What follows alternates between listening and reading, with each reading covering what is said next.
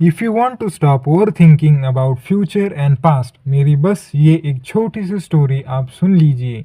This one short story will change your way of thinking.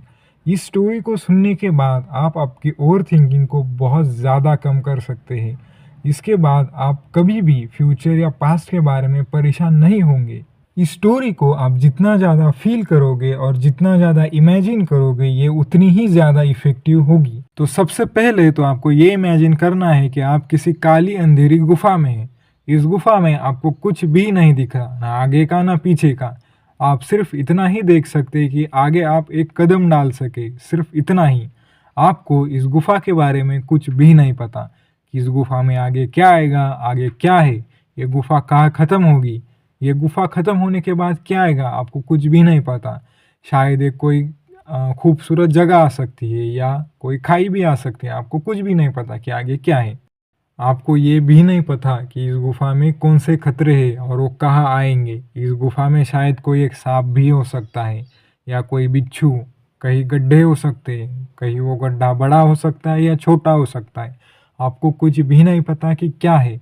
अगर आपको इस गुफ़ा से सुरक्षित बाहर निकलना है तो इसका सिर्फ़ एक ही रास्ता है।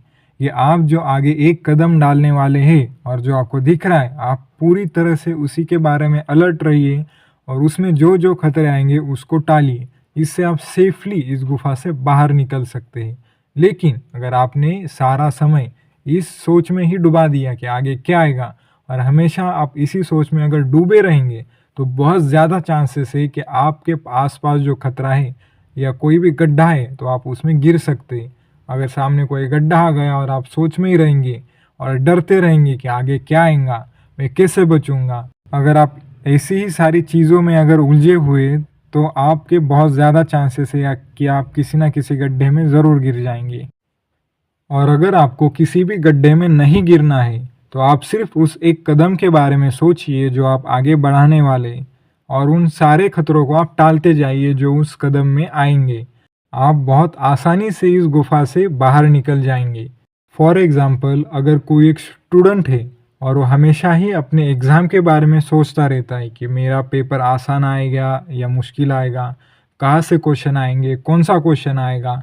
अगर इसी परेशानी में अगर वो हमेशा ही डूबा रहता है और पढ़ाई का समय इस सोच में गँवा देता है, तो उसकी पढ़ाई कम हो जाएगी और उसका एग्ज़ाम बहुत ही ख़राब जा सकता है।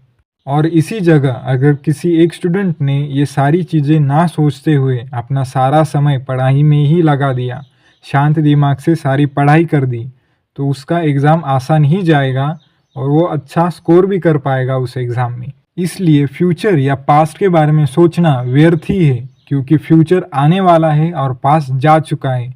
दोनों ही आपके हाथ में नहीं है, आप कुछ भी नहीं कर सकते। आप सिर्फ प्रेज़ेंट में रहकर प्रेज़ेंट में अपनी स्टेप्स ले सकते हैं, बस। इसके अलावा आप कुछ भी नहीं कर सकते। इसीलिए ही भगवान श्री कृष्ण भगवत गीता में यही कहते हैं कि कर्म करो और फल की अपेक्षा मत करो, क्योंकि अगर फल की अपेक्षा आप अगर करेंगे तो हमेशा उसी के बारे में सोचते रहेंगे और अपना समय गंवाते रहेंगे। और उसी जगह पर अगर आपने कर्म किए और फल की अपेक्षा नहीं की, तो आप किसी भी चिंता में नहीं पड़ेंगे और आप पूरे दिल से अपने कर्म के बारे में सोचेंगे और कर्म ही करेंगे और इससे आपको फल अच्छा ही मिलेगा। तो इसीलिए आप कर्म करो और फल की अपेक्षा मत करो। अगर ये वीडियो आपको अच्छी लगी हो और इस वीडियो से अगर आपको कोई भी बेनिफिट मिल रहा हो और ये वीडियो अगर आपको रिलेटेबल लगी और हेल्पफुल लगी, तो इस वीडियो को ज़रूर से लाइक कीजिए और ऐसी ही रिलेटेबल और प्रॉब्लम सॉल्विंग वीडियोस के लिए हमारे चैनल को सब्सक्राइब ज़रूर कीजिए। तो अगली वीडियो में मैं इसी चीज़ को और एक एग्जाम्पल से आपको समझाने के लिए ट्राई ज़रूर करूँगा।